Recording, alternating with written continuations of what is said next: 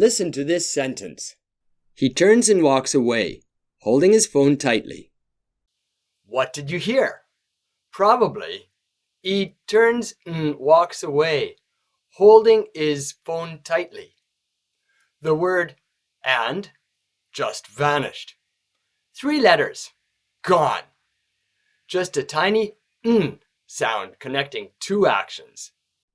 He drops its H, just E.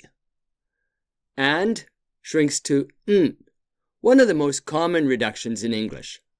And his becomes is. 3 reductions, but the big one today is and.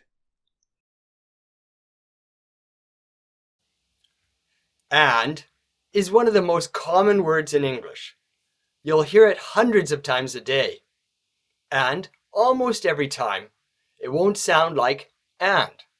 It'll sound like just that nasal buzz connecting 2 things.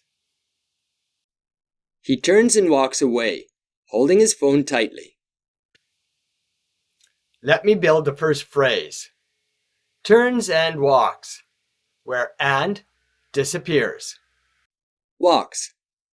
Walks. Turns and walks. Turns and walks away. Turns and walks. Hear how and is just a quick between the 2 verbs? Turns and walks. 3 words, but it sounds like one flowing action. Here's the full sentence. Slow, medium, fast.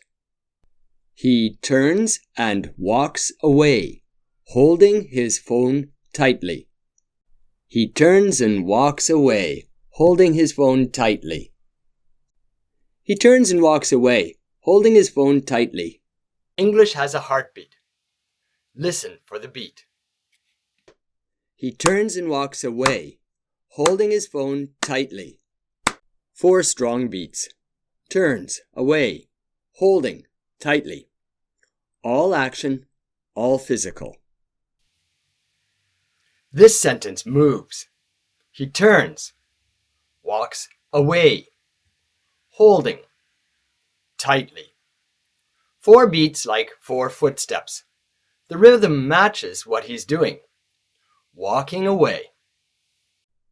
E gets squeezed before turns. And walks up. Gets squeezed before way. Ing his phone. Gets squeezed between hold and tight. The unstressed syllables rush between the beats like they're trying to keep up. He turns and walks away, holding his phone tightly. He turns and walks away, holding his phone tightly. Your turn. Shadow with me. Your voice right on top of mine. Ready?